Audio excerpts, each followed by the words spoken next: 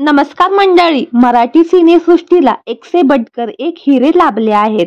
त्यातीलच 90चे दशक गाजवणारे कलाकारांची पसंती आजही तीळ मात्र कमी झाली नाही. त्यातीलच एक कलाकार म्हणजे अजिंक्य देव. अजिंक्य देव यांनी मराठी नाटक, चित्रपट, मालिकांमधून प्रेक्षकांचं भरभरून मनोरंजन केलं आहे.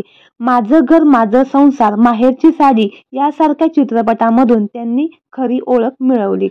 तसं पाहिलं गेलं तर अभिनयाचं बाळकडू त्यांना त्यांच्या घरातूनच मिळालं होतं.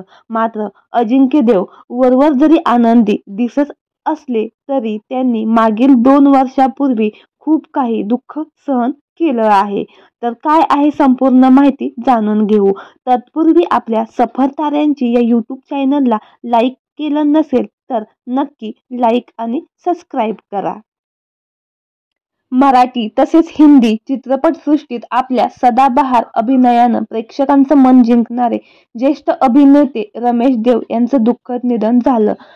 हृदयविकाराच्या झटक्याने वयाच्या 93व्या वर्षी त्यांचं निधन झालं. वडिलांच्या अशा अकाली जाण्याने अजिंक्य देव पूर्णपणे खचले होते.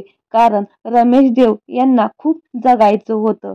कारण त्यांनी याआधी अशा प्रसंगांना मात देत ठणठणीत घरी आले होते. पूर्णपणे ते त्यांच्या मूल्यावर आयुष्य जगले. रमेश देव यांनी त्यांच्या करिअरची सुरुवात 1950 मध्ये केली होती. त्यांनी जवळपास 285 हिंदी सिनेमे, 190 मराठी सिनेमे तसेच 30 पेक्षा अधिक नाटकात काम केलं होतं. आंधळा मारतो एक डोळा या चित्रपटातून रमेश देव यांनी कलाक्षेत्रात पदार्पण केलं होतं. त्यांनी नायकाबरोबर खलनायकांच्या भूमिकाही तितक्याच छान वठवल्या होत्या. मराठीतील खलनायक रुबाबदार असू शकतो हे त्यांनी दाखवून दिलं होतं. वडिलांच्या निधनानंतर काही महिन्यातच त्यांच्या आईचे म्हणजेच सीमा देव यांचे देखील निधन झाले. त्यामुळे संपूर्ण सिनेसृष्टीत शोककळा पसरली होती.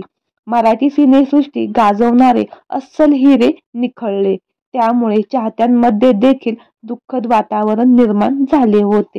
आई वडिलांच्या अशा जाण्यामुळे अजिंक्य देव पूर्णपणे खचले होते.